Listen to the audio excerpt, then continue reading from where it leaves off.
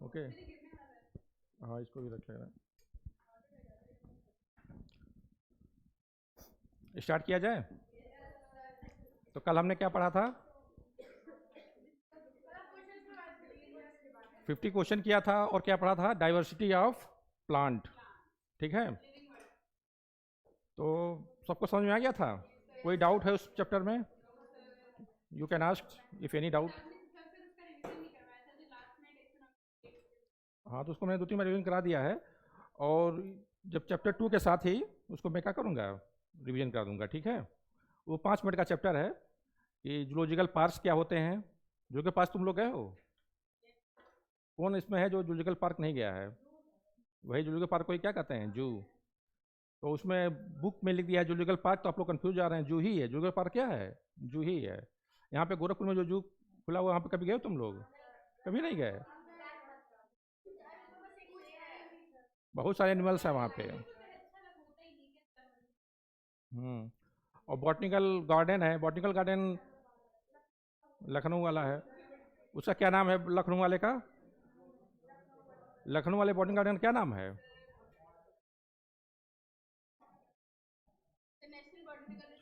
कहाँ? मिल गया? Okay okay. देखिए, एनबीआरआई क्या नाम है? NBR, national biological research institute, बहुत फेमस इंस्टीट्यूट है ये। इसमें बहुत सारे प्लांट्स का क्या है, कलेक्शन है। ठीक है, तो स्टोरी की तरह है, बाद में इसको ब्रीफ कर देंगे। ठीक है, आज फ्रेश टॉपिक चालू करते हैं, बायोलॉजिकल क्लासिफिकेशन चैप्टर 2। ठीक है, हाँ, तो मैं एक चीज़ आपको बताने वाला था, अभी डिस्कस हो रहा था कि देखिए, फिजिक्स है, केमिस्ट्री है, बायोलॉजी है, तो एक तो तीनों सब्जेक्ट आपका सेम लेवल पे होना चाहिए। क्या होना चाहिए? सेम लेवल पे। से हम करते क्या है कि केमिस्ट्री अच्छा लग रहा है, केमिस्ट्री खूब पढ़ रहे हैं, और बायो और फिजिक्स को क्या कर रहे हैं, थोड़ा कम पढ़ रहे हैं। तो आपका जो ग्राफ होता है, ये जैसे मान लीजिए आपका आपका ये सिलेबस है, तो आपका ग्राफ कैसे है? ऐसे।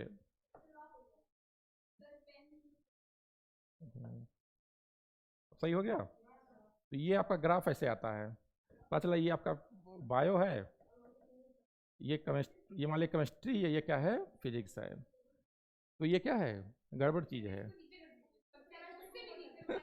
नहीं, एक मैं जनरल सब पर्सनल नहीं दे रहा हूँ, एक जनरल व्यू दे रहा हूँ। ठीक है, तो सबसे अच्छा क्या है, आपका ये सिलेबस है, तो या तो यहाँ पे आपका ये लेवल हो, या क्या हो, ये लेवल हो। आपका ये सिलेबस है नीचे वाला, नीचे वाला क्या है, नीट का सिलेबस है। ठीक है, और ये आपका क्या है, लेवल है। तो आपका लेवल जो होना चाहिए नीट के सिलेबस से थोड़ा सा ऊपर होना चाहिए, और क्या, स्मूथ होना चाहिए, स्ट्रेट लाइन होना चाहिए। इससे क्या होगा कि आप कंफर्टेबल रहेंगे, कहीं से कोई क्वेश्चन आएगा आप कर लेंगे। पता लगा कि कहीं बहुत अच्छा कर लिए, कहीं बहुत खराब कर दिए, दोनों ले दे क्या हो गया, बराबर। क्या कहते हैं, गुड़ गोबर, जानते हो ना, गुड़ गोबर। तो ऐसा नहीं करना चाहिए। तो फिजिक्स, केमिस्ट्री, बायोलॉजी तीनों क्या पढ़ी है, बराबर पढ़ी है। और दूसरी बात, जैसे बायो ही ले लीजिए, तो बायो में जितने भी टॉपिक्स हैं, बहुत इंपॉर्टेंट बात बता रहा हूँ, बायो में जितने भी टॉपिक्स हैं उसको भी क्या करिए, अच्छे से पढ़िए, सेम लेवल पे। ऐसा नहीं कि फिजियोलॉजी खूब पढ़ लिए और क्लासिफिकेशन में कुछ पता ही नहीं है क्या होता है। ठीक है, वहाँ 2-4 क्वेश्चन आ गए तो बाहर। देखिए, बायो क्वेश्चन में क्या होता है, एक क्वेश्चन आपको क्या करता है, रैंक से बाहर कर देता है। रैंक का मतलब अच्छे रैंक से आप थोड़ा पीछे रैंक पे आ जाते हैं, और 2-3 क्वेश्चन अगर थोड़े से गलत हुए तो फिर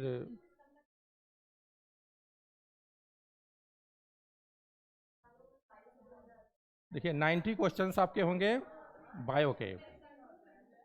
90 क्वेश्चन किसके होंगे, बायो के। 45 क्वेश्चन किसके होंगे, फिजिक्स।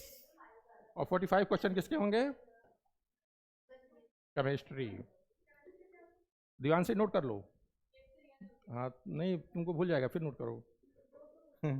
ठीक है, तो 90 क्वेश्चंस हैं। देखिए, नीट में सिलेक्शन का क्या चलता है हिसाब किताब, कि 90 में आप 85-86 तक अगर कर ले रहे हैं, ठीक है, 99 लेक चलते हैं, लेकिन थोड़ा सा 2-4 क्वेश्चन इधर उधर हो जाए तो भी कोई दिक्कत नहीं है। तो अगर इतना आप कर ले रहे हैं, तो इसमें भी अच्छा कर ले रहे हैं, तो आपका अच्छा रैंक कहीं नहीं गया। ठीक है, सिलेक्शन तो बहुत पीछे की चीज़ हो गई, रैंक आपकी बहुत अच्छी आ जाएगी। ठीक है, तो हमेशा फोकस रहेगी बायो में, लगातार और जितना मैं पढ़ा रहा हूँ, जो भी मैं पढ़ा रहा हूँ, ठीक है, उसको लेक्चर को ध्यान सुनिए, उसको रिवीजन करते रहिए। तो आपके, जैसे भाई अभी हमने क्लासिफिकेशन पढ़ाया, तो कल हम क्वेश्चन डिस्कस कर रहे थे 50 क्वेश्चन, तो उसमें कोई क्वेश्चन फंस रहा था, मोस्टली क्वेश्चन हो जा रहे थे। ऐसे ही नीट का भी यही लेवल है, क्वेश्चन जो लेवल था उसमें वही लेवल क्या है, नीट का है। लेकिन एक चीज़ है, आपने भी जल्दी ही पढ़ाई टॉपिक, इसलिए सब आपको क्या है, याद है। लेकिन 6 मंथ के बाद या 1 ईयर के बाद क्या होगा, तो इसको बार बार क्या करना है, रिवाइज करना है। वो मैं बार बार रिवाइज करता रहूँगा, और जो टेस्ट होगा उसमें भी क्या होगा, क्वेश्चंस रहेंगे उस टॉपिक के, तो आपको उसको पढ़ना पड़ेगा। तो तैयार है? तो आपको क्या करना है, फॉलो करना है। जितना मैं बायो में बता रहा हूँ उतना करिए, 90 के आसपास आप क्या हो जाएंगे, पहुँच जाएंगे। और विश्वास बहुत बड़ी चीज़ होती है, ट्रस्ट। अगर ट्रस्ट करेंगे तो एक्सपीरियंस का फ़ायदा लीजिए, ठीक है। तो बायोलॉजिकल क्लासिफिकेशन, तो सबसे पहले इसमें देखते हैं हिस्ट्री। देखिए इसमें क्या पढ़ना है, पहले देखते लेते हैं।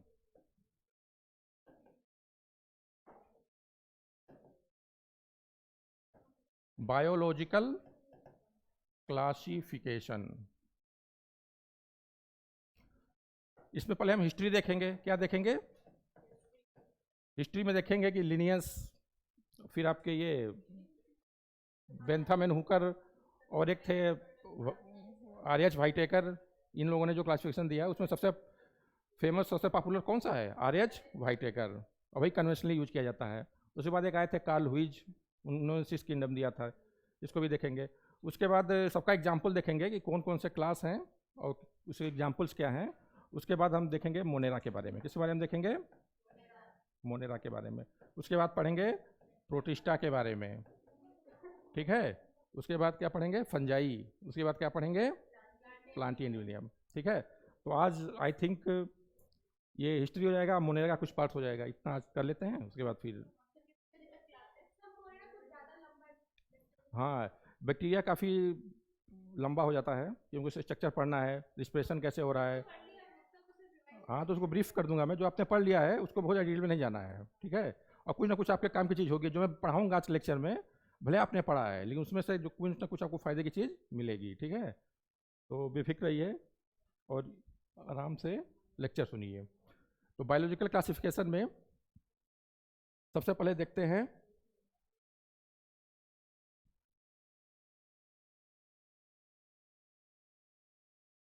एरिस्टोटल।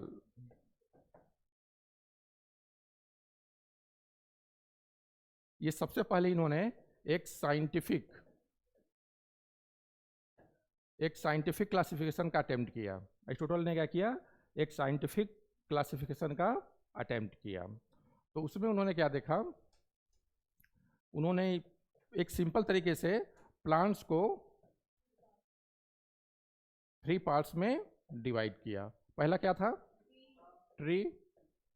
दूसरा था आपका श्रब, और तीसरा क्या था, हर्ब्स, ठीक है। तो जो सबसे बड़े साइज के होंगे उन्हें क्या कहेंगे, ट्री। और जो थोड़े इससे छोटे साइज के होंगे वो क्या होंगे, श्रब। और जो सबसे स्मॉल साइज के होंगे उन्हें क्या कहेंगे, हर्ब्स। और ये इनका जो ट्री जो होते हैं ये ऊडी होते हैं। क्या होते हैं, ऊडी, हार्ड होते हैं। और क्या होते हैं, ऊडी। श्रब भी ऊडी होता है लेकिन ये हार्ड नहीं होता, ये क्या होता है, सॉफ्ट, ठीक है।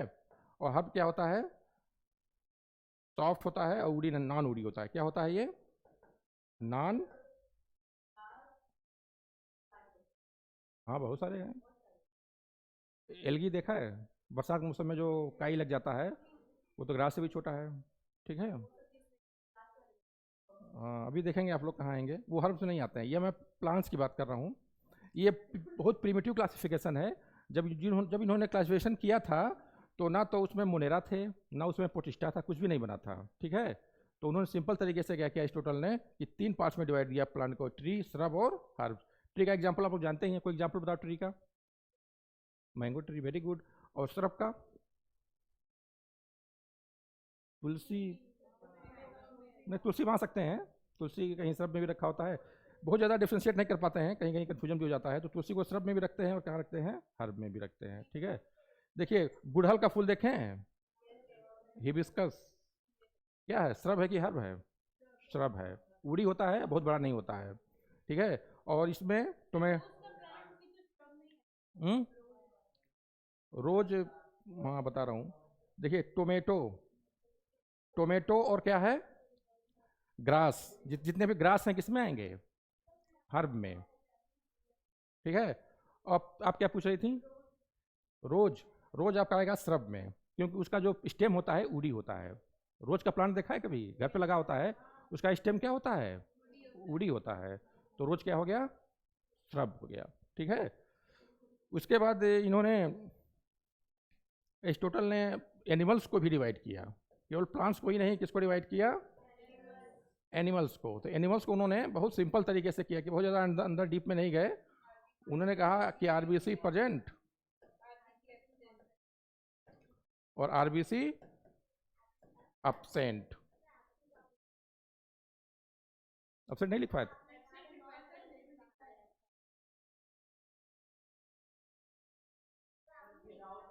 क्या मैंने कहा था,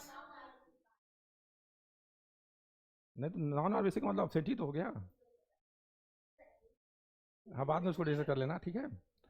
आरबीसी प्रेजेंट होता है तो एक टर्म दिया जाता है, उसको क्या कहते हैं, उसको किसी को याद है,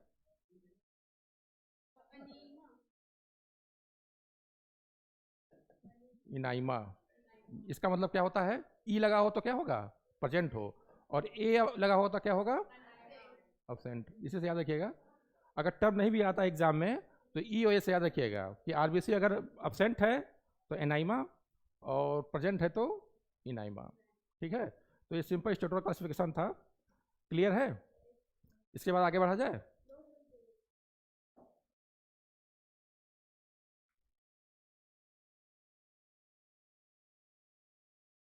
नोट हो गया, जो नहीं नोट किया है वो नोट कर ले, क्योंकि ये सिंपल तरीके से लिखा हुआ है, तो एग्जामिनेशन में काफ़ी क्या मिलेगा आपको, हेल्प मिलेगा रिवाइज करने में।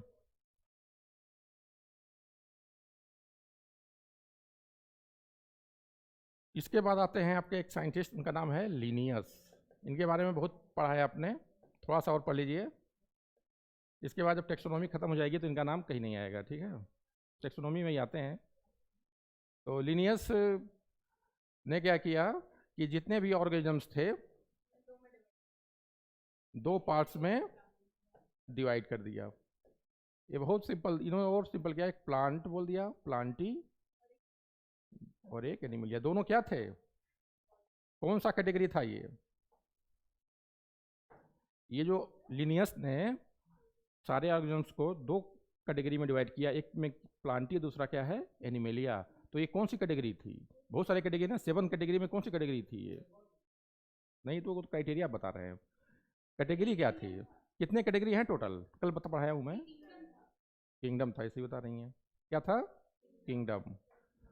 तो लिनियस ने ऑर्गेनिजम्स को क्या किया, दो किंगडम में डिवाइड किया, इसलिए इसको क्या कहते हैं, टू किंगडम क्लासिफिकेशन। तो कहीं एग्जाम में क्वेश्चन आ जाए कि टू किंगडम क्लासिफिकेशन किसने दिया था, तो ये मत कहना कि ये कहाँ से आ गया, टू किंगडम क्या है, लिनियस वाला ही क्लासिफिकेशन है, प्लांटी और एनिमेलिया। तो इन्होंने किया क्या कि ये देखा कि ऐसे ऑर्गेनिजम्स जिसमें क्या है, सेल वॉल प्रेजेंट है, ऐसे ऑर्गेनिज्म जिसमें सेल वॉल क्या है, प्रेजेंट है, उनको बोल दिया प्लांट, उनको क्या बोल दिया, प्लांट। और जिसमें सेल वॉल एब्सेंट है उन्हें बोल दिया एनिमल, ठीक है, सेल वॉल एब्सेंट, ठीक है। नेगेटिव का मतलब क्या हो गया, एब्सेंट। तो इसमें यह हुआ कि जैसे बैक्टीरिया क्या है इसमें आ गया, क्योंकि बैक्टीरिया में क्या होता है, सेल वॉल। फंगाई भी कहाँ आ गए, ये इसी में आ गए, सब किस में आ गए, प्लांटी में, जहाँ जहाँ सेल वॉल प्रेजेंट था वहाँ वहाँ आ गए। और जिसमें सेल वॉल एब्सेंट था वो कहाँ गया, एनिमेलिया में। तो ये क्लासिफिकेशन हो गया, लेकिन उसके बाद इसके बहुत सारे ड्रॉबैक्स थे।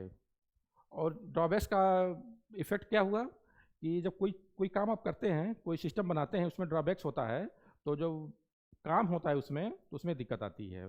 जैसे मान लीजिए कोई स्कूल ही है, तो उसमें मान लीजिए टीचर बहुत अच्छे नहीं हैं, तो कहाँ दिक्कत आएगा पढ़ाई में।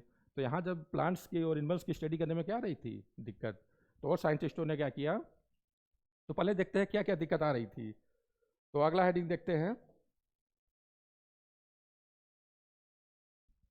डीमेरिट्स ऑफ, ये इंपॉर्टेंट है, यहाँ से भी क्वेश्चन आता है, डिमेरिट्स ऑफ लीनियस क्लासिफिकेशन।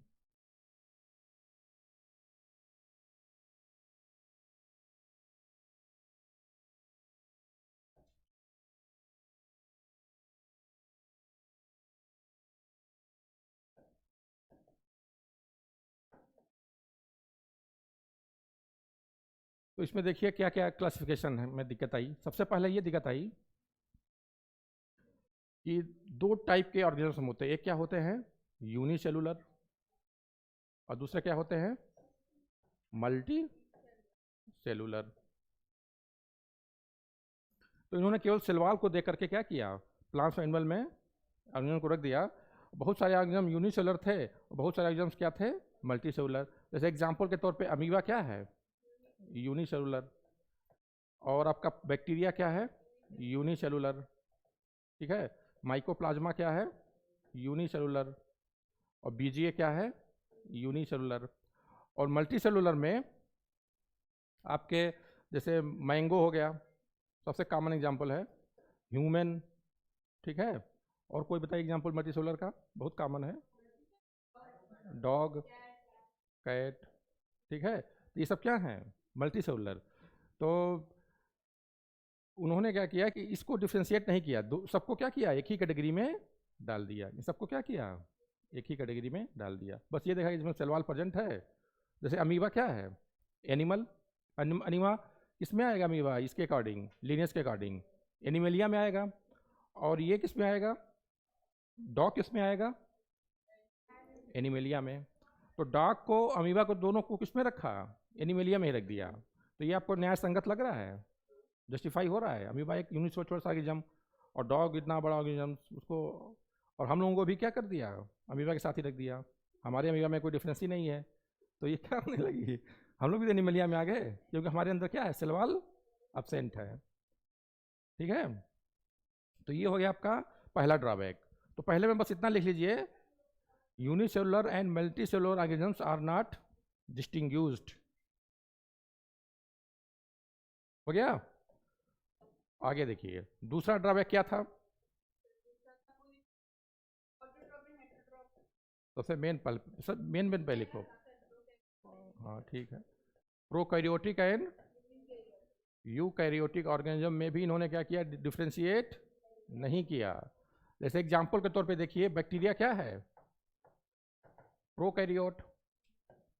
और कोई एग्जांपल बताइए यूकैरियोट का। हाँ फंजाई लिख लीजिए, फंजाई क्या है, यूकैरियोट है। तो एक आपका प्रोकैरियोट्स है, दूसरा क्या है, यूकैरियोट्स है। लेकिन दोनों को क्या किया आपने, एक ही में डाल दिया, ठीक है। तो ये भी क्या है, उसका ड्रॉबैक है।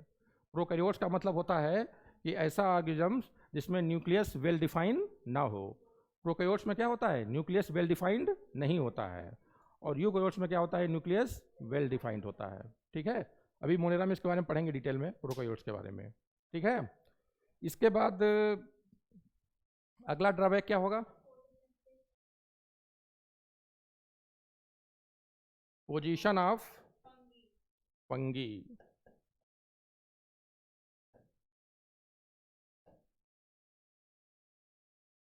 अब इन्होंने कहा कि जिसके पास सेलवाल होगा उसको हम क्या करेंगे, प्लांट में डाल देंगे। तो इसको फंजाई को लिनियस ने क्या मान लिया, प्लांट।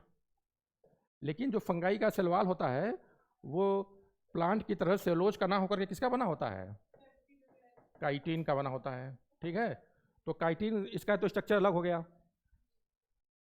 और दूसरी बात, ये क्या होता है, हेट्रोट्रॉफ। फंगाई क्या होता है, हेट्रोट्रॉफ का मतलब, Priyanshu what is mean of heterotroph, autotroph, heterotroph ये तो कई बार बता चुके हैं। ऑटोट्रॉफ वो होते हैं जो अपना फूड खुद सिंथेसाइज करते हैं, हेट्रोट्रॉफ वो होते हैं जो फूड के लिए दूसरों पे डिपेंडेंट होते हैं, जैसे हम लोग हैं, ठीक है। हम लोग क्या हैं, हेट्रोट्रॉफ। तो फंगाई भी क्या है, हेट्रोट्रॉफ। फंगाई क्या है, हेट्रोट्रॉफ। तो इसका भी उन्होंने ख्याल नहीं रखा, इसको भी क्या किया, प्लांट्स में डाल दे दिया। और मोस्टली प्लांट्स क्या होते हैं, ऑटोट्रॉफ्स होते हैं। तो ये हो गया आपका तीसरा डिमेरिट्स। इसके बाद चौथा देख लीजिए, पोजीशन ऑफ अमीबा। ये जितना भी मैं बता रहा हूँ, अभी मैंने स्टार्ट किया है लिनियस क्लास का क्लासिफिकेशन। लिनियस को फादर इसलिए बोलते हैं, फादर ऑफ टेक्सोनॉमी बोलते हैं, क्योंकि जो भी हम टेक्सोनॉमी पढ़ रहे हैं, जैसे हम नाम पढ़ रहे हैं, जैसे ह्यूमन का नाम क्या है, साइंटिफिक होमो सेपियंस, तो ये सब, हाँ, तो ये सब किसने बताया? तो कोई भी काम करता है उसमें परफेक्ट नहीं होता है, बहुत सारे ड्रॉबैक्स होते हैं, लेकिन अगर ऑलमोस्ट ऑल यूजफुल चीज़ है तो क्या होता है वो, जैसे आप लोग की तैयारी कर रहे हैं, तो ऐसा नहीं कि आप एकदम एग्जाम में जाएंगे तो एकदम परफेक्ट होकर जाएंगे। एग्जाम के टाइम की कंडीशन क्या होगी कि ये नहीं तैयार है, वो नहीं तैयार है, ये, लेकिन उसी में परफॉर्म करके अगर अच्छे रैंक ला देंगे तो सिलेक्ट हो गए। और एग्जाम के एक दिन पहले सबकी कंडीशन क्या होती है, सेम होती है। आप कितना भी पढ़ें, कितना भी तैयार, भले आप टॉप कर जाएँ, लेकिन एग्जाम के दिन पहले क्या होता है, ये भी नहीं कॉन्फिडेंस होता है कि सिलेक्शन होगा कि नहीं होगा। तो बहुत सारे फैक्टर्स ऐसे भी होते हैं जो सिर्फ स्टडी ही नहीं है, बहुत सारे फैक्टर्स होते हैं ना। आपका मूड कैसा है, रात में आप ठीक सोए कि नहीं सोए, मतलब एग्जाम के पहले 2 दिन इतना आप बिजी हो गए कि सोए ही नहीं रात में, तो 2 दिन ना सो के गए एग्जाम देने, तो माइंड का थोड़ा सिचुएशन अलग होगा, नहीं होगा। तो लिनियस ने बहुत सारे काम किए, तो ये हम पढ़ रहे हैं कि उन्होंने काम तो किया, लेकिन उसके डिमेरिट्स क्या थे, फिर उसको क्या किया गया, सही किया गया। जैसे मेंडल ने क्या किया, जेनेटिक्स के बहुत ला दिए गए थे, लेकिन उसको भी बाद में क्या किया गया, मॉडिफाइड किया गया। तो पोजीशन ऑफ अमीबा में क्या है कि पोजीशन, अमीबा क्या है, यूनिसेलुलर है, पहला क्या है, यूनिसेलुलर है, और क्या है ये, यूकैरियोट्स है। तो इसको भी क्या डाल दिया गया, मल्टीसेलुलर में ही ऐड कर दिया गया। तो ये भी एक ड्रॉबैक था। एनी ड्रॉबैक, 4-5 हो गया, और कोई ऐड करेगा इसमें कोई ड्रॉबैक लिनियस का, ईशान, इसके अलावा कोई ड्रॉबैक नहीं दिमाग में आ रहा है तो बताओ। आपने वाइटेकर भी पढ़ा हुआ है और क्या पढ़ा हुआ है, लिनियस भी पढ़ा हुआ है, तो मिला के बताइए कोई और ड्रॉबैक दिख रहा हो। पोजीशन ऑफ यूग्लिना, देखिए एक और आ गया, ठीक है। पोजीशन ऑफ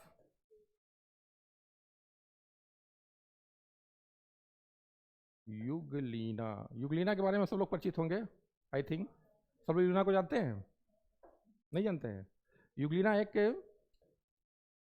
प्रोटोजोवन है, क्या है ये, प्रोटोजोवन। जैसे पैरामीशियम है, अमीबा है, वैसे क्या है, यूग्लिना भी है, उसी फाइलम का है। प्रोटोजोआ का ही क्या है, यूग्लिना भी है। तो ये तो है एक तरह का प्रोटोजोवन, लेकिन इसके अंदर क्या होता है, क्लोरोफिल, ठीक है। तो क्लोरोफिल होने के कारण यूग्लिना क्या करता है, फोटोसिंथेसिस, और अपना फूड कभी कभी खुद सिंथेसाइज कर लेता है। मोस्टली तो एटोट्रॉफी होता है, लेकिन कभी कभी क्या कर लेता है, ये क्लोरोफिल को भी सिंथेसाइज कर लेता है, ठीक है। तो इसकी भी पोजीशन क्या है, कंट्रोवर्शियल है। भैया क्लोरोफिल है तो उसको कहाँ होना चाहिए, प्लांट्स में, ठीक है। तो इसकी पोजीशन थोड़ी कंट्रोवर्शियल थी। ये हो गई आपकी डिमेरिट्स ऑफ लिनियस। तो अब तक हमने क्या पढ़ा, एरिस्टोटल के बारे में पढ़ा कि उन्होंने नहीं 3 बताया था प्लांट्स को, पहला ट्री, दूसरा श्रब, तीसरा हर्ब, और उसके बाद क्या पढ़ा था, एनिमल्स को, हाँ, और उसके बाद लिनियस आए, तो इन्होंने भैया 2 ही में पूरा काम चला लिया, प्लांटी और एनिमेलिया, ठीक है। तो उसमें बहुत सारे ड्रॉबैक्स हमने देखे। अब हम देखते हैं कि आर.एच. व्हाइटेकर का देखा जाए, फिर अब देखिए आर.एच. व्हाइटेकर, ये कौन है, आर.एच. व्हाइटेकर एक साइंटिस्ट हैं जिन्होंने क्या किया था, 5 किंगडम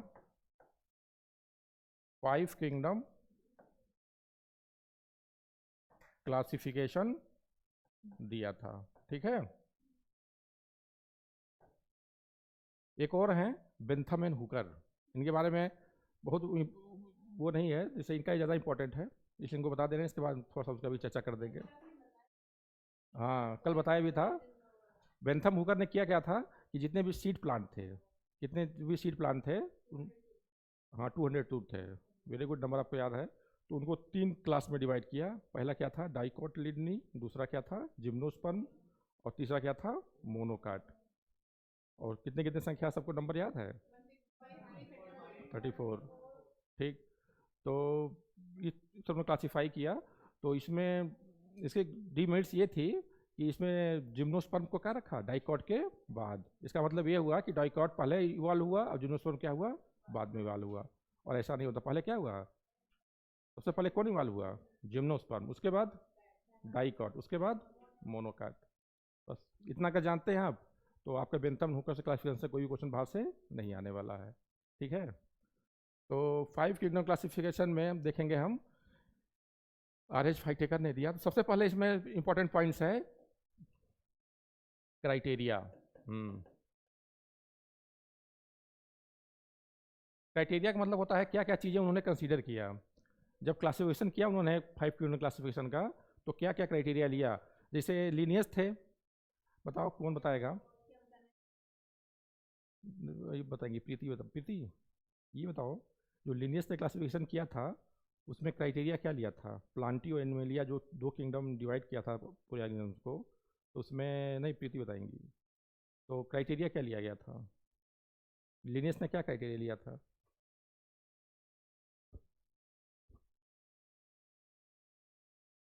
नहीं पता है, और बताओ वो कौन बताएगा, नहीं प्रियांशु बताएंगे। शैलवाल, वेरी गुड, क्या लिया था, शैलवाल।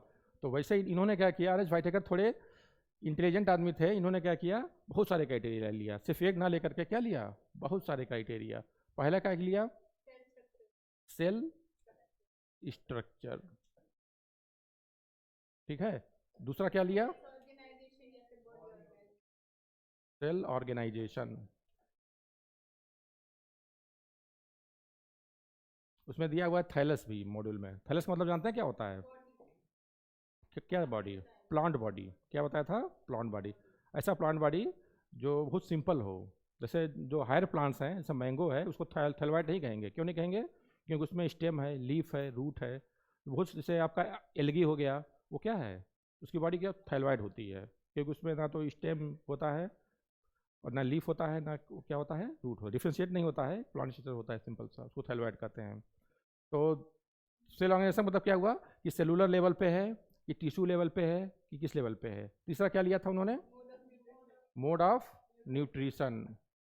न्यूट्रिशन में क्या देखा था उन्होंने, हाँ कौन ऑटोट्रॉफ है।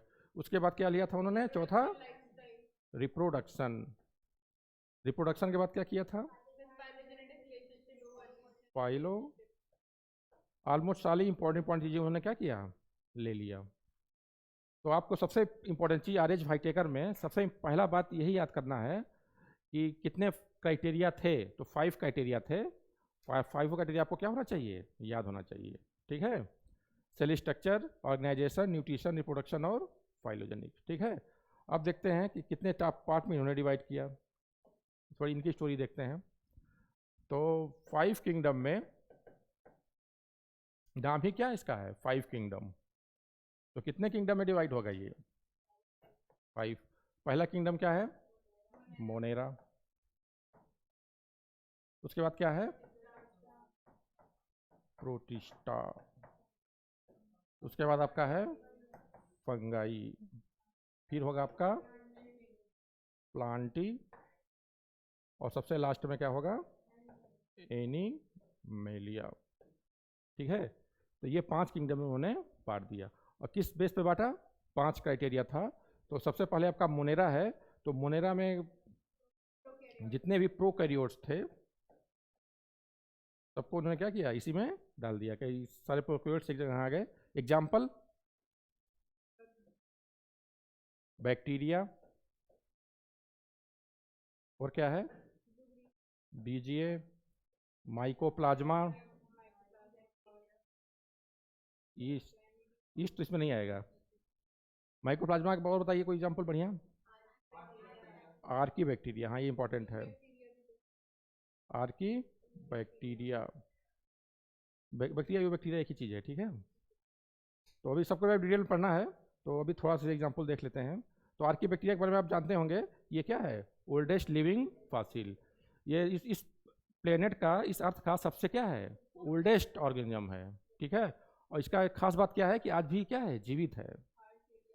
इतना पुराना एग्जाम होते हुए भी क्या भी ये जीवित है। क्यों जीवित है, हाँ हार्श कंडीशन में सर्वाइव कर जाता है, ठीक है।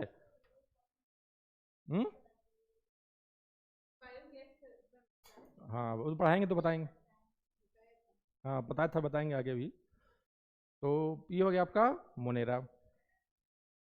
उसके बाद क्या आता है आपका प्रोटिस्टा। तो प्रोटिस्टा में कौन कौन आएंगे?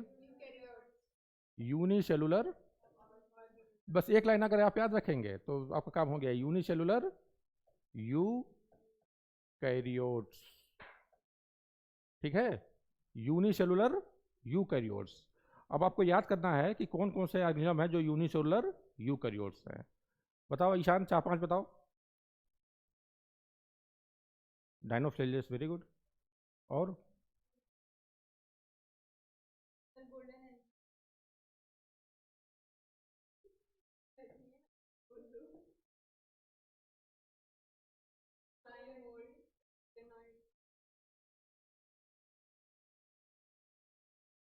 सबसे पहले देखिए इन्होंने बताया डाइनो फ्लेजिलेट्स। इसमें होता है आपका, हाँ, डाइनो फ्लेजिलेट में एक तो आपका दो फ्लेजला होता है और एक कई रंग का होता है। गोल्डन कलर का होता है, येलो कलर का होता है, ठीक है, बहुत सारे इसमें पिगमेंट्स पाए जाते हैं, उस कलर्स पे होता है। इसके बारे में पढ़ना है, डिटेल में पढ़ेंगे। तो डाइनोफ्लेजिलेट्स के बाद क्या आता है आपका डायटमस, ठीक है। और क्या आएगा? Euglenoids, slime moulds. Slime moulds क्या है? सेप्रोफिटिक प्रोटिस्ट है। एक तो प्रोटिस्टा में पढ़ रहे हैं तो क्या है, प्रोटिस्ट ही होगा। और ये क्या होता है? सेप्रोफिटिक। फिर प्रोटोजोवंस, ये सब क्या हो गए आपके प्रोटिस्टा में आ गए। तो सब में एक ही करेक्टर है कि ये यूनिसेलुलर हैं और क्या हैं, यूकैरियोटिक हैं। उसके बाद फंगाई में वो जानते हैं, फंजाई में कितने क्लासेज हैं? फोर क्लासेज हैं। एस्कोमाइसिटीज, फाइकोमाइसिटीज, बेसिडियोमाइसिटीज और ड्यूट्रोमाइसिटीज, ठीक है। Example mushroom, Rhizopus. राइजोपस किस में आता है? फाइकोमाइसिटीज। एक दो एग्जाम्पल लिख लीजिए। जैसे आपका राइजोपस क्या है, फंगाई में आएगा। मशरूम, मशरूम किस में आएगा? फंगाई में आएगा। और प्लांटी में क्या आएंगे देखिए। हम्म। हाँ प्लांट बहुत सारे हैं, लेकिन इसमें देखिए मोस्ट एल्गी, फिर आपके ब्रायोफाइट्स, फिर कौन आ जाएंगे आपके टेडोफाइट्स, जिम्नोस्पर्म, एंजियोस्पर्म। ये सब किसमें आ जाएंगे? प्लांटी में, ठीक है। उसके बाद आपका एनिमेलिया। एनिमेलिया में हम लोग आ गए, ठीक है। हम लोग भी क्या है, एनिमल ही हैं। ह्यूमन भी क्या है, एनिमल किंगडम एनिमेलिया का ही पार्ट है हम लोग, ठीक है। लेकिन हम लोग क्या है, थोड़ा सा सोशल सिस्टम डेवलप हो गया है और क्या हो गया है, थोड़ा कल्चरल सिविलाइजेशन हो गया है। लेकिन है क्या हम लोग?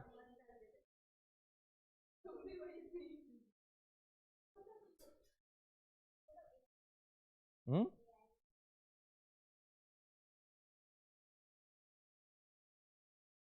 Artificial intelligence, robots. रोबोट्स तो नहीं, वो हम लोग बनाए हुए ना। जैसे हम लोग को जिसने बनाया तो उसका अलग से उस एनिमल्स में नहीं आएंगे। वो क्या होंगे? वो मशीन है ना, सही करें, उसमें मशीन का क्लासिफिकेशन होगा। तो सबसे एडवांस मशीन जो होगा, एक मूवी बनी है हॉलीवुड की मशीन्स के ऊपर ही, मुझे मूवी का नाम नहीं याद आ रहा है। तो सुन लीजिए, उसमें ये दिखाया गया है कि आगे जो दुनिया आएगी उसमें मशीनों का ही क्या होगा, राज होगा। मशीन से सारे काम करेंगे, इतना डेवलपमेंट हो जाएगा।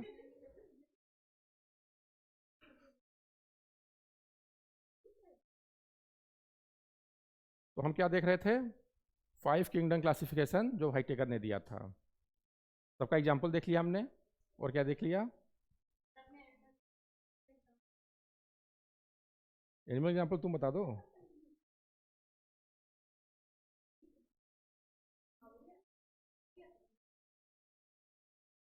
देखिए सब दिया हुआ है, जो जो मैंने बताए हैं सब आप पढ़ चुके हैं।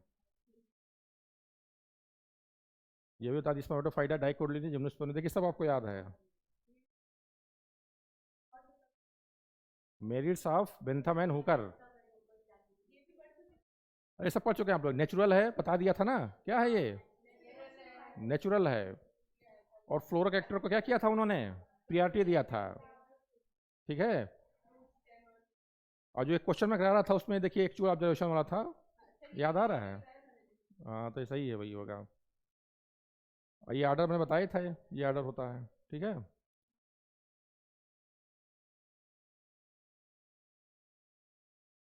ये हो गया IRH व्हाइटेकर, इनका 5 क्राइटेरिया आपका है, 5 क्राइटेरिया आपने बता दिया है। ये इसमें दिया हुआ है इस डायग्राम में कि कैसे आपका इवोल्यूशन हुआ। तो सबसे पहले किंगडम मोनेरा है, उसके बाद क्या है, प्रोटिस्टा है, फिर प्लांटी है, फंजाई, और क्या है, एनिमेलिया है। तो इसमें क्या है, ये प्रोकैरियोट्स है। इसके बाद ऊपर वाले क्या हैं, क्या नाम है इनका, colony. What are you doing,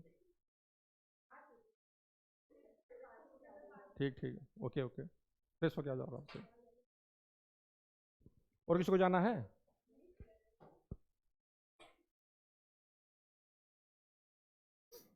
हंसते वक्त जब अपनी पानी पी लेता है तो यही होता है, ठीक है।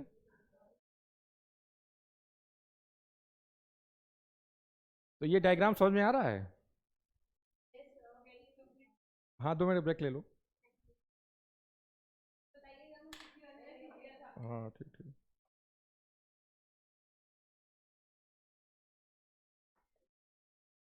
दृष्टि ये समझ में आ रहा है डायग्राम, क्या शो कर रहा है बताओ।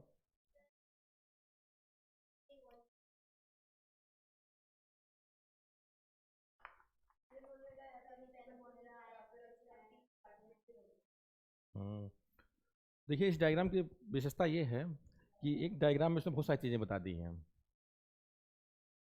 अब सारी चीज़ें जानते हैं तो आपके लिए इंपॉर्टेंट मुद्दा नहीं रह जाता है, लेकिन जो पहली बार पढ़ रहा है उसके लिए क्या है, बहुत इंपॉर्टेंट है, पहली बार पढ़ रहे हैं। तो ये आपका मोनेरा है। मोनेरा में देखिए कीमोसिंथेसिस दिया हुआ और क्या दिया हुआ है, फोटोसिंथेसिस। तो दोनों मोड ऑफ न्यूट्रिशन होता है। और फंगाई में क्या होता है, एब्जॉर्प्शन, ऑस्मोट्रॉफिक। ऑस्मोट्रॉफिक न्यूट्रिशन क्या होता है, सेप्रोट्रॉफिक पढ़े हैं, सेप्रोट्रॉफिक न्यूट्रिशन वही होता है। लेकिन इसमें एक ऑस्मोसिस प्रोसेस क्या होता है, ऐड हो जाता है। ऑस्मोसिस के द्वारा क्या होता है, ये एब्जॉर्ब करते हैं फूड, इसको ऑस्मोट्रॉफ कहते हैं। हाँ जैसे सेप्रोट्रॉफिक जितने भी एग्जाम होते हैं, जो बैक्टीरिया मैंने बताया था ना, डिकम्पोजर जो होते हैं, वो डेड और ऑर्गेनिक मटेरियल क्या करते हैं, एब्जॉर्ब कर। हाँ तो इसका जो एब्जॉर्प्शन का प्रोसेस होता है वो क्या होता है, हुँ?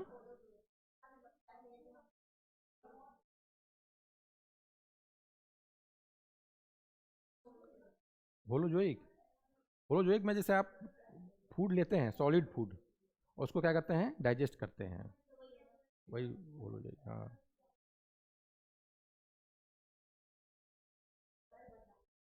हम्म,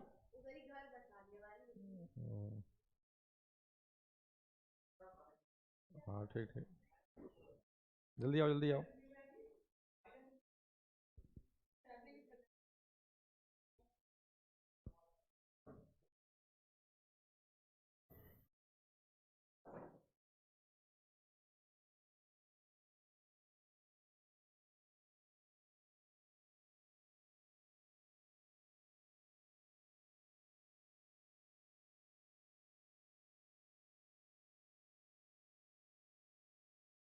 वो कहाँ रख दिया, मार्कर इधर है।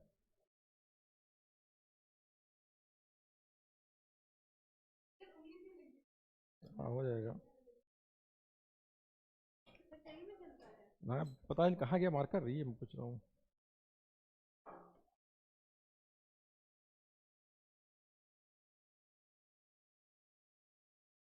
ये मिल गया मिल गया, वो इधर रखा गया था। ये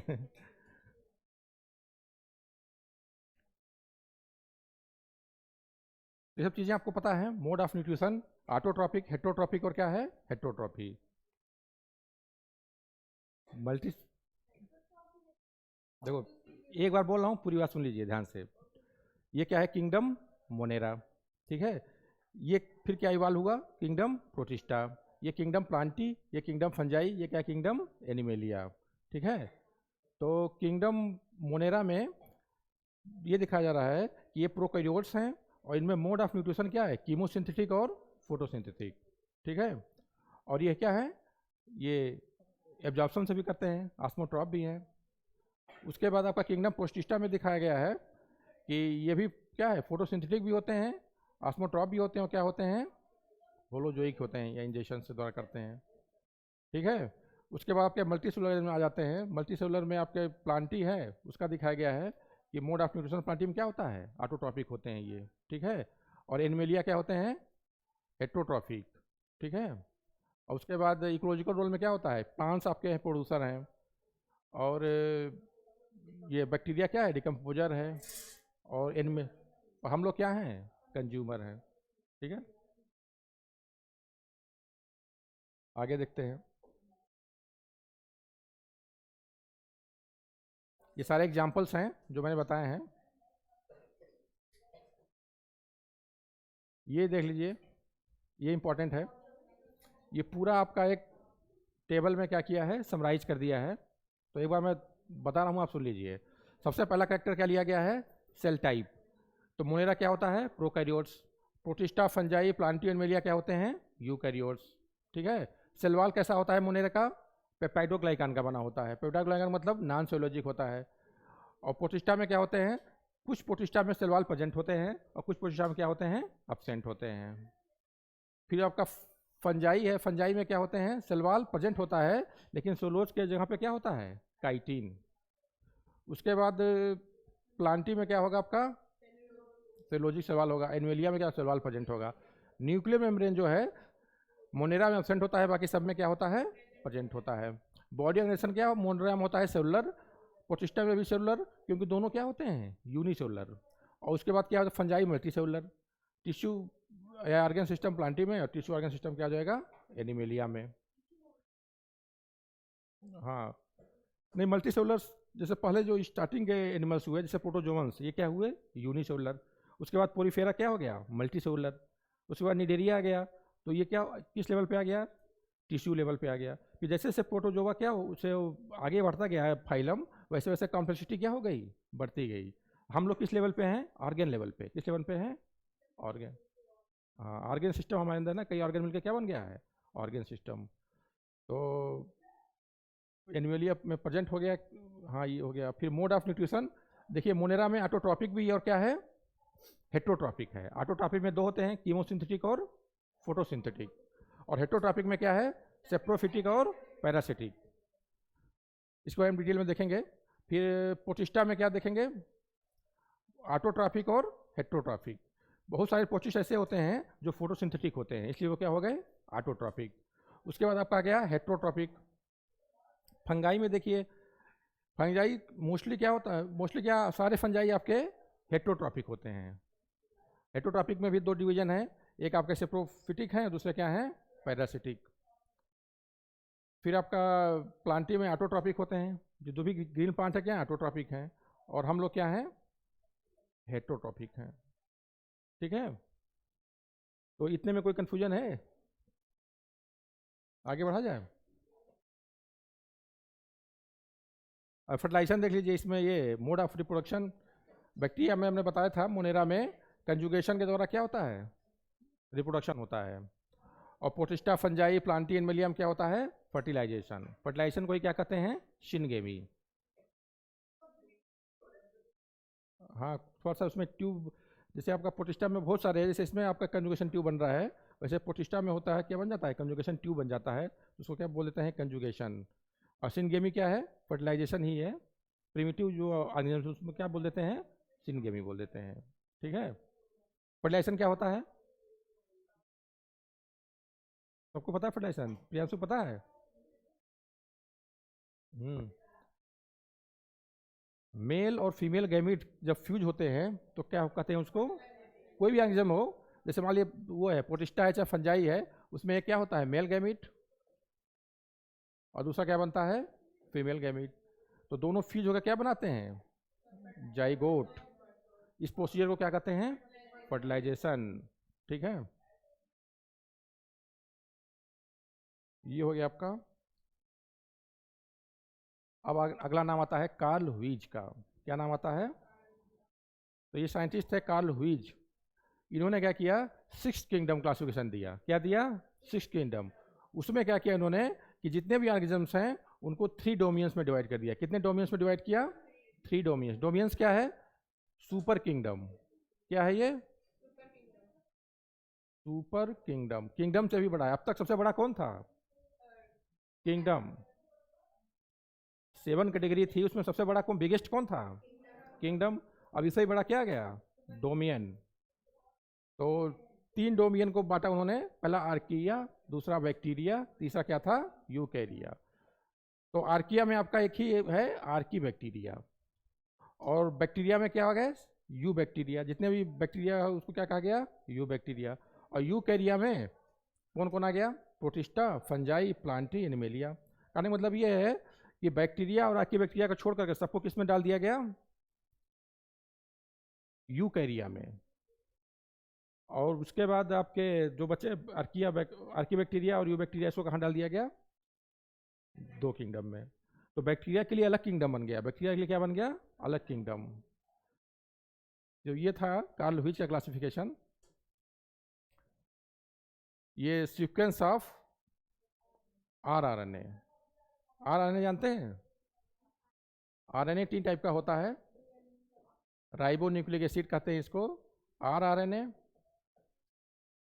एमआरएनए, और क्या है? टीआरएनए। ठीक है।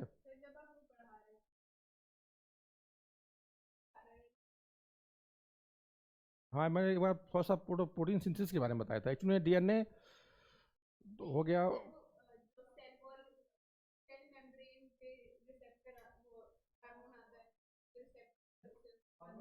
हाँ, ट्रांसक्रिप्शन और ट्रांसलेशन होता है। तो जो, हाँ उसमें भी होता है, क्योंकि वहाँ पे प्रोटीन सिंथेसिस वहाँ होता है ना। ट्रांसक्रिप्शन होता है और क्या होता है? ट्रांसलेशन। तो ट्रांसक्रिप्शन में क्या होता है? डीएनए एमआरएनए में चेंज होता है। और ट्रांसलेशन में क्या होता है? एमआरएनए से प्रोटीन बनता है। तो वहाँ पे आरएनए का भी यूज है, टीआरएनए का भी यूज है। पूरा प्रोसीजर आप पढ़ेंगे मॉलिक्यूलर जेनेटिक्स में, प्रोटीन सिंथेसिस। ठीक है, यहाँ पे भी समझ नहीं आएगा। तो इसी का जो सीक्वेंस के आधार पर उन्होंने क्या किया, ये बहुत इंपॉर्टेंट चीज़ है ना। देखिए प्रोटीन सिंथेसिस जो है बहुत इंपॉर्टेंट चीज़ है। तो इसमें जितने भी बैक्टीरिया से लेकर के ह्यूमन तक सभी ऑर्गेनिजम्स में क्या होता है, जो सीक्वेंस होता है कोडान का, एंटी कोडान का, वो सेम होता है। तो जब आप पढ़ेंगे मॉलिक्यूलर जेनेटिक्स में, मैं बताऊंगा। तो बहुत ये इंपॉर्टेंट चीज़ है कि जो सीक्वेंस हमारे अंदर है वही सीक्वेंस क्या है, बैक्टीरिया के अंदर भी है। ठीक है। तो ये हो गया आपका कार्ल ह्यूज का क्लासिफिकेशन। तो कार्ल ह्यूज का देखिए तो कितने क्लासेस हो गए, कितने किंगडम हो गए? ये आपका आर्की बैक्टीरिया हो गया, यू बैक्टीरिया, और 4 ये कितने हो गए टोटल? 6। तो इसे कहते हैं इसको 6 किंगडम क्लासिफिकेशन। अब कुछ गोल्डन की पॉइंट्स हैं, इसको देखिए और बताइए। Theophrastus classified plant kingdom in the 4 group on the basis of growth habit. ठीक है। एक थियोफ्रेस्टस भी थे, उन्होंने क्या किया था? ट्री, हर्ब, सर्ब, 3 थे। बात मत करिए, बात नहीं करना है अभी। अभी लेक्चर खत्म हो जाएगा तब बात करिएगा। अभी 4 4 2 बजे तक खत्म हो जाएगा, उसके बाद बात करना। ठीक है, ये पढ़ने का टाइम है, इसमें क्या करेंगे? पढ़ाई करेंगे। तो उन्होंने ये किया था थियोफ्रेस्टस ने कि जैसे अरिस्टोटल ने क्या किया था, 3 पार्ट में डिवाइड किया था। इन्होंने क्या किया था? ट्री, हर्ब, हाँ अंडर सर्व लिया था उन्होंने ना, अंडर सर्व और फिर सर्व, 4 में। बल्कि उन्होंने क्या किया कि सर्व को 2 पार्ट्स में डिवाइड कर दिया। तो टोटल कितने हो गए आपके? 4 हो गए। बाकी सब वही है उनका। Theophrastus propose term annual, biennial and perennial. Annual क्या होता है, बाइनियल क्या होता है, पेरिनियल क्या होता है? सुने होंगे बहुत, हमेशा सुने। एनुअल प्लांट है ये, बाइनियल प्लांट है। देखिए जो प्लांट अपनी लाइफ साइकिल एक सीजन में या एक ईयर के अंदर क्या करते हैं, कंप्लीट कर लेते हैं, उन्हें क्या कहते हैं? एनुअल। कुछ प्लांट्स ऐसे होते हैं जो उनको 2 साल लग जाते हैं, ठीक है, उनको बाइनियल कर देते हैं। और कुछ प्लांट्स ऐसे होते हैं जिनको वो कई साल तक वो क्या करते हैं, वो फ्लावरिंग करते रहते हैं, फ्रूट्स प्रोड्यूस करते रहते हैं, उनकी लाइफ साइकिल कई साल तक चलती रहती है, उन्हें क्या कहते हैं, पेरिनियल। एग्जाम्पल देख लीजिए, जैसे मैंगो, मैंगो का पेड़ देखें हैं, मैंगो में फ्रूट निकलता है, अगले मौसम में क्या होता है, फिर निकलता है। आपके घर के पास कहीं अगर मैंगो का पेड़ लगा होगा तो आप देखेंगे कि कई साल से उस पर क्या होते हैं, फ्रूट लगते हैं, गिरते हैं, फिर अगले साल फिर लगते हैं। तो क्या है, ये पेरिनियल प्लांट है। बहुत सारी सब्जियां हैं, वेजिटेबल्स जो हैं, वो क्या होता है कि उनकी एज 2 साल होती है, एज उनकी कितनी होती है, 2 साल। तो वो जैसे 2 साल में ही क्या होंगे, वो डिस्ट्रॉय हो जाते हैं, अगर उनको हम ना उखाड़ें तो भी क्या होंगे, वो डिस्ट्रॉय हो जाते हैं। जैसे आपका कैरेट, कैरेट क्या है, बाइनियल, ठीक है। एनुअल में क्या, कोई एग्जांपल बताइए, व्हीट, राइस, ठीक, अब याद तो है आपको। तो ये आपका क्या हो गया, एनुअल, बाइनियल, प्राइनियल, ठीक है। और Linnaeus propose two kingdom, classification given by Linnaeus artificial, ये सब तो पढ़ा हुआ है ना। Bentham and Hooker is natural.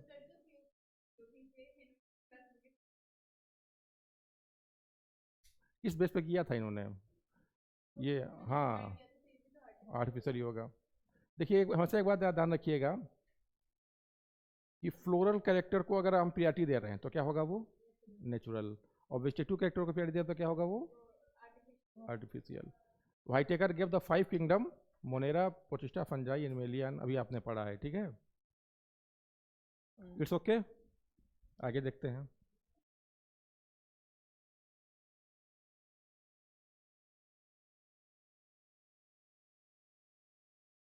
थोड़ा सा बैक्टीरिया के बारे में पढ़ना है। अब क्या पढ़ेंगे हम, मोनेरा। मोनेरा में अब सबसे पहले हम पढ़ेंगे बैक्टीरिया के बारे में।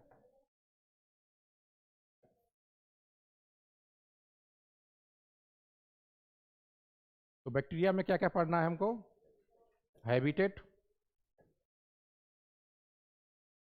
हैबिटेट्स का मतलब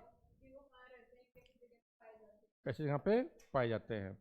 उसके बाद क्या आएगा, शेप, इसका शेप कैसा होता है, स्ट्रक्चर कैसा होता है इसके सेल का, और न्यूट्रिशन पढ़ेंगे, कैसे भोजन लेता है ये, कैसे रिस्पिरेशन करता है, और क्या पढ़ना है, रिप्रोडक्शन। इतनी चीज़ें आप बैक्टीरिया के बारे में पढ़ लेंगे तो आपका काम हो गया। बस एक चीज़ जो है, हाँ इसको ब्रीफ कर देंगे, कोई दिक्कत नहीं है। उसके बाद क्या, एक चीज़ इकोनॉमिक इम्पोर्टेंस, ये भी क्या है, लिखा हुआ इम्पोर्टेंट। इकोनॉमिक इम्पोर्टेंस का मतलब क्या है, इम्पोर्टेंट है, ये लाइन में ही लिखा हुआ है।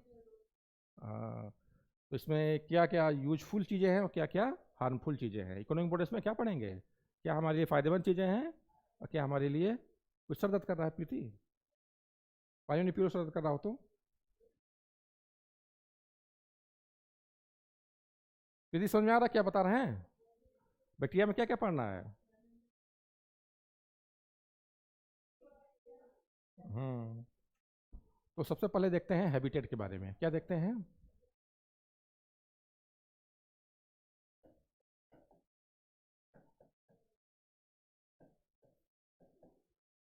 हैबिटेट में मैंने बताया था 2 पॉइंट्स, एक कॉस्मो,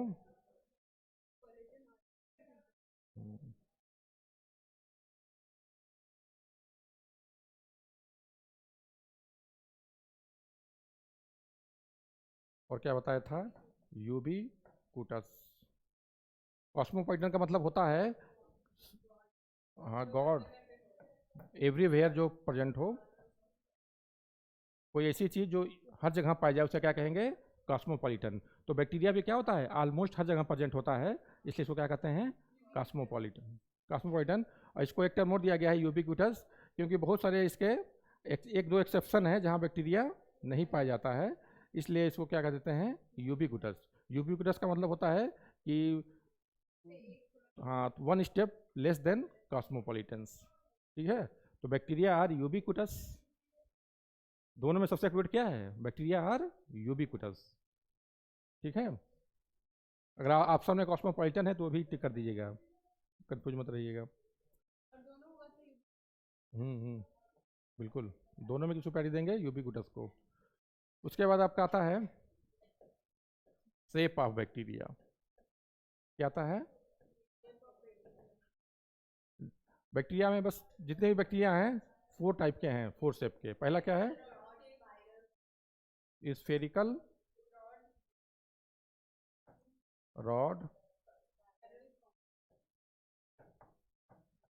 स्पाइरल, और क्या हो गया चौथा? Comma shaped. ठीक है। स्फेरिकल को कहते हैं कोकाई, कोकस। एक होगा तो कोकस और कई होंगे तो क्या होगा? कोकाई। जैसे example strepto कोकस। Rod shape bacteria क्या कहते हैं? बैसिलस। इसका एग्जांपल क्या है? Lacto bacillus. ये क्या होगा आपका? Rod shape. स्पाइरल का एग्जांपल है आपका ट्रेपोनीमा पैलिडम। ये बैक्टीरिया है ट्रेपिनोमा पैलिडम। ये क्या करता है? एसटीडी। एसटीडी होता है सेक्सुअल ट्रांसमिटेड डिजीज। इसका एग्जांपल है सिफिलिस। और भी है लेकिन ट्रेपिनोमा यही करता है, सिफिलिस करता है। कॉमोसेट में क्या आएगा? वाइब्रियो पोलरी। ये कौन सी बीमारी करता है? हैजा या कॉलरा। कॉलरा में क्या होता है? डिहाइड्रेशन हो जाता है, पानी कमी हो जाती है। ये हो गया शेप ऑफ बैक्टीरिया। एक कॉमन सेंस से आप बता सकते हैं, बहुत सारे बैक्टीरिया के नाम ऐसे होते हैं कि उनका शेप बारे में नहीं बता सकते हैं। जैसे है स्टीरिया कोलाई। क्या आपका है? स्टीरिया कोलाई। तो इसका शेप होता है रॉड शेप्ड, लेकिन इसको देख के आप कह नहीं सकते हैं कि इसका नाम क्या है। वो नाम के बेस पे नहीं कह सकते हैं कि रॉड शेप्ड। लेकिन बहुत सारे बैक्टीरिया में बेसलेस लगा होता है, उस बेस पे आप क्या कह सकते हैं कि ये आपका रॉड शेप्ड है। क्लियर? अब बताइए question. Most common bacteria is, कौन सा होगा? Rod shaped. ठीक है। सबसे कॉमन बैक्टीरिया कौन सा है? Rod shaped. फिर आपका है स्मॉलेस्ट बैक्टीरिया कौन सा होगा इसमें से, चारों में से? स्फेरिकल। तो क्या कहेंगे इसको? कोकाई। ठीक है। ये क्या होगा आपका? स्मॉलेस्ट होगा।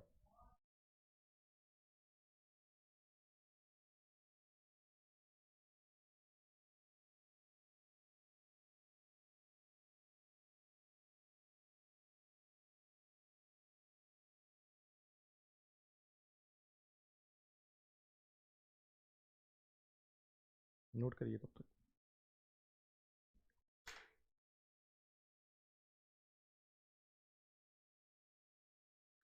देखिए बैक्टीरिया की एक खास बात होती है कि बैक्टीरिया का स्ट्रक्चर आपने देखा कि बहुत ही क्या है? सिंपल है। या तो स्फेरिकल है या रॉड शेप्ड है। ठीक है, कॉमा शेप्ड है। लेकिन इसकी खास बात ये होती है कि इसके मेटाबॉलिज्म में बहुत ज़्यादा क्या होती है? डाइवर्सिटी। इसका मेटाबॉलिक रेट क्या होता है? बहुत ज़्यादा डाइवर्स होता है।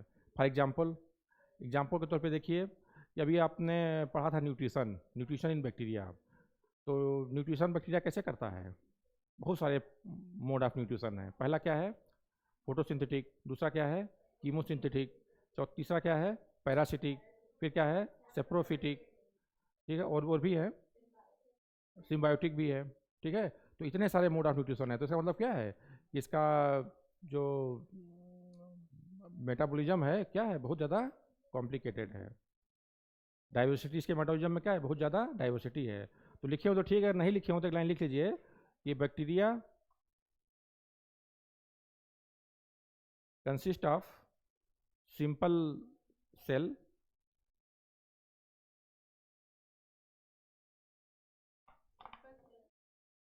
but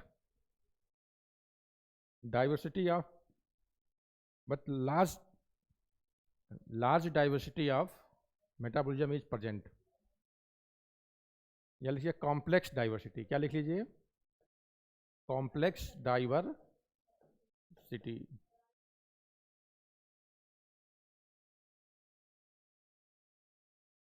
हो गया। उसके बाद नेक्स्ट देखते हैं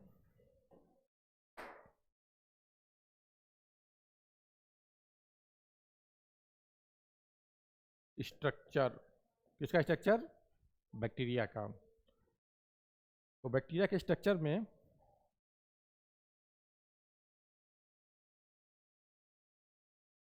एक लेयर ये हो गया,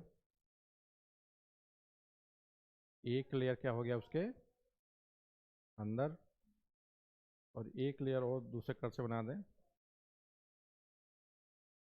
ठीक है। 3 लेयर हो गई। सबसे बाहर की लेयर होती है ग्लाइको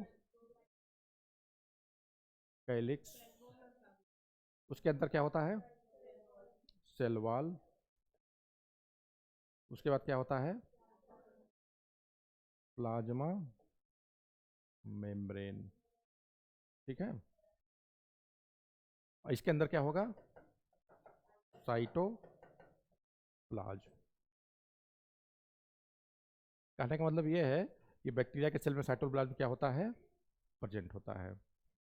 और भी स्ट्रक्चर्स होते हैं। सबसे पहले देखते हैं बाहर क्या आपका है? Glyco calyx.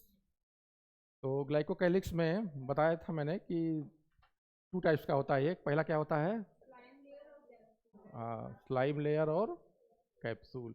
तो जो आपका कैप्सूल होता है ये क्या होता है? हार्ड। ये हार्ड मटेरियल है और ये बैक्टीरिया को क्या प्रोवाइड करता है?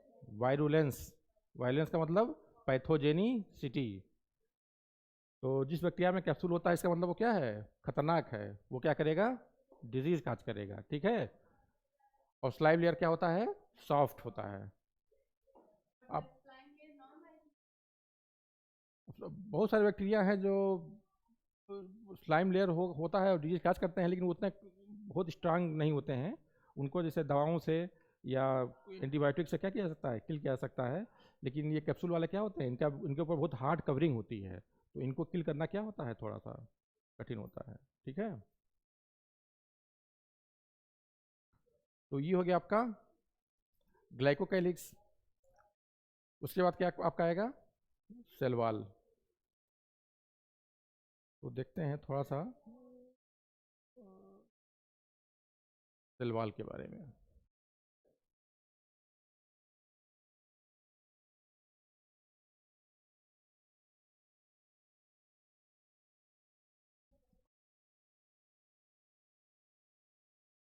Bacterial cell wall is made up of peptidoglycans. Peptidoglycans क्या है? कार्बोपॉलीसेकेराइड प्लस अमीनो एसिड, ठीक है। इससे मिलकर बैक्टीरिया का सेल वॉल क्या होता है? बना होता है। इसके बाद मैंने बताया था कि सेल वॉल के बेस पे बैक्टीरिया क्या होते हैं? 2 टाइप्स के होते हैं। एक होता है ग्राम और दूसरा होता है ग्राम नेगेटिव, ठीक है। तो ग्राम पॉजिटिव में क्या होगा?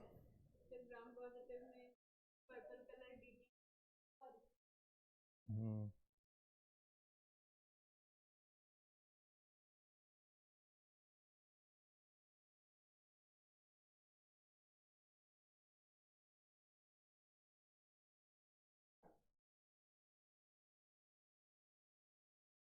एक साइंटिस्ट थे, उनका नाम था ग्राम, एससी ग्राम, ठीक है। इन्होंने क्या किया कि जैसे बैक्टीरिया की स्टेरिंग की, पहले उन्होंने क्रिस्टल वायलेट लिया, उसके बाद क्या किया कि आई पोटेशियम आयोडाइड लिया, और उसके बाद एथिल अल्कोहल से क्या किया उन्होंने?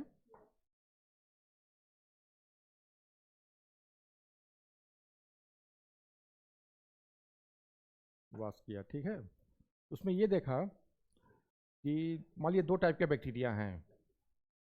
तो एक बैक्टीरिया क्या हुआ, जैसे क्रिस्टल वाले से उन्होंने रिएजेंट इस पर डाला, तो फिर उसके बाद पोटेशियम आयोडाइड डाला, फिर क्या डाला?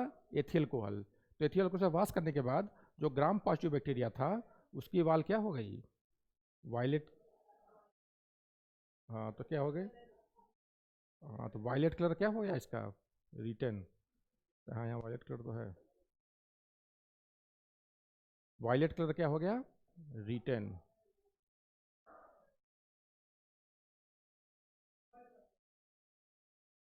तो इसको कहा गया ग्राम पॉजिटिव बैक्टीरिया।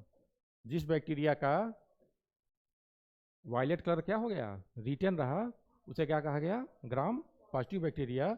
और जिस बैक्टीरिया का कलर चेंज हो गया, डीकलराइज हो गया, ठीक, कलरलेस हो गया, तो एथिल कोल से वास करने के बाद उसे क्या कहा गया, ग्राम नेगेटिव बैक्टीरिया। ठीक है। तो सेलवाल के बेस पे, सेलवाल के स्टेनिंग के बेस पे बैक्टीरिया कितने टाइप के हो गए, दो टाइप के। एक वो जो वायलेट कलर क्या कर लिए, रिटेन कर लिए, वो ग्राम पॉजिटिव हो गए। और दूसरे वो जो वायलेट कलर रिटेन नहीं कर पाए, वो क्या हो गए, ग्राम नेगेटिव हो गए। ठीक है।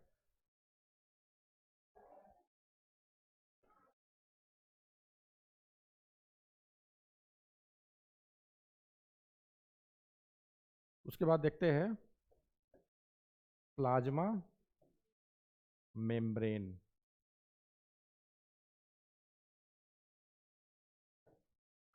तो बैक्टीरियल प्लाज्मा मेम्ब्रेन जो होता है, बैक्टीरियल प्लाज्मा मेम्ब्रेन, छोड़ देना सर, सिमिलर टू यूकैरियोटिक, एक मिनट सर छोड़ देना है, यूकैरियोटिक प्लाज्मा लेमा। ठीक है।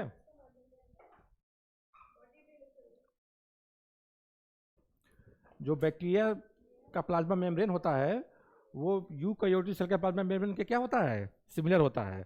जैसे उसका स्ट्रक्चर होता है यूकैरियोटिक बैक्टीरिया के, उसमें जैसे यूकैरियोटिक प्लांट में क्या होता है कि प्रोटीन होता है, लिपिड होता है, कार्बोहाइड्रेट होता है, और क्या होता है, कोलेस्ट्रॉल होता है। वही सब चीज़ें क्या होती हैं, इसमें भी होती हैं। ओके, ठीक है, तो इतना रिवाइज करिए, फिर आगे देखते हैं।